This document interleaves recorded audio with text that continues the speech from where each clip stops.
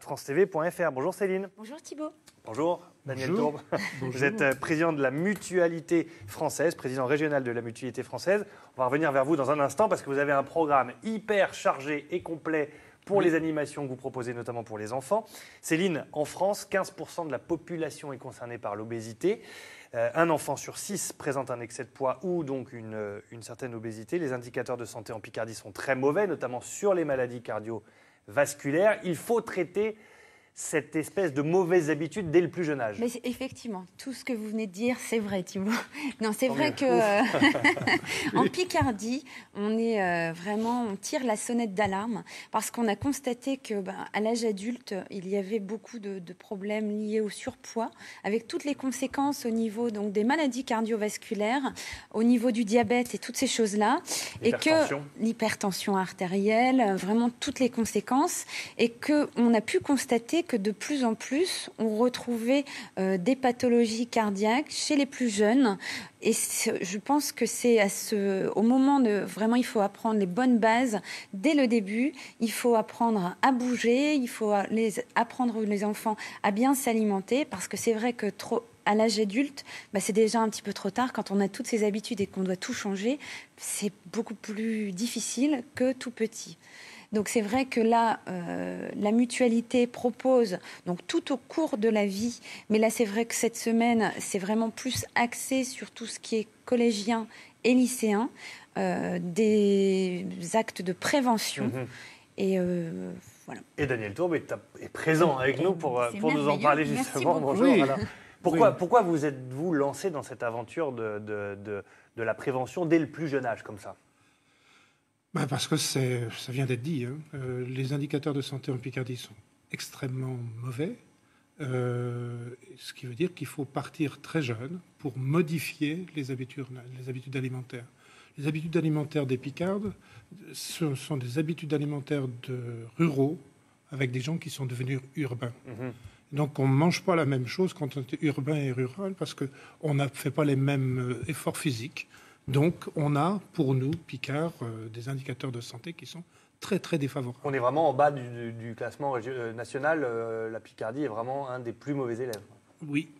Parfois, le Nord nous bat, mais là, je crois que c'est nous. D'accord. Donc, il faut à tout prix faire quelque chose. Donc, le signal d'alarme est tiré. Vous organisez plusieurs manifestations. Alors, c'est aussi pour faire découvrir, mais c'est un travail sur plusieurs mois. On va juste citer sur mardi... une année scolaire. Voilà. Sur une année scolaire. Mardi 9 juin, ça se passe sur la plage Axo-Plage à Monanteuil, là, dans l'Aisne. C'est aujourd'hui.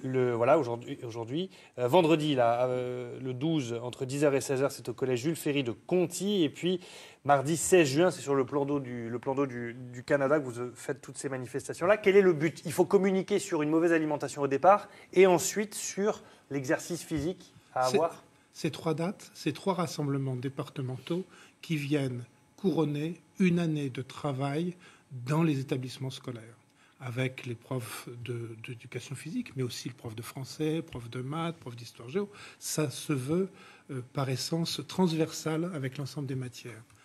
On ne veut pas que l'activité physique, ce soit de l'activité pour l'activité physique. On veut que ce soit de l'activité physique qui vienne se mêler avec l'ensemble des autres actions que mènent les professeurs dans les collèges et dans les lycées.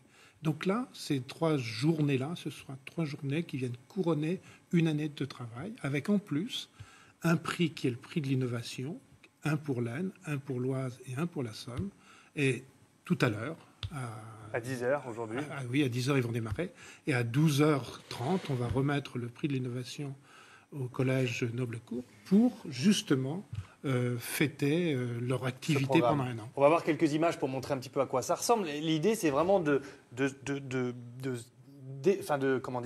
désacraliser un peu cette espèce d'activité sportive. Il faut que ce soit ludique, tout ça. Il faut que ce soit ludique. Oui, bien sûr, si on veut que les enfants participent, il faut forcément que ce soit ludique. Et puis en fait, également, leur montrer des tas d'activités. Oui. Là, on voyait, il y avait de la boxe, il y a vraiment... Là, il y a des tas de choses. Oui. On incite et on présente des tas d'activités. Oui. On ne se contente pas qu'à une seule... Non.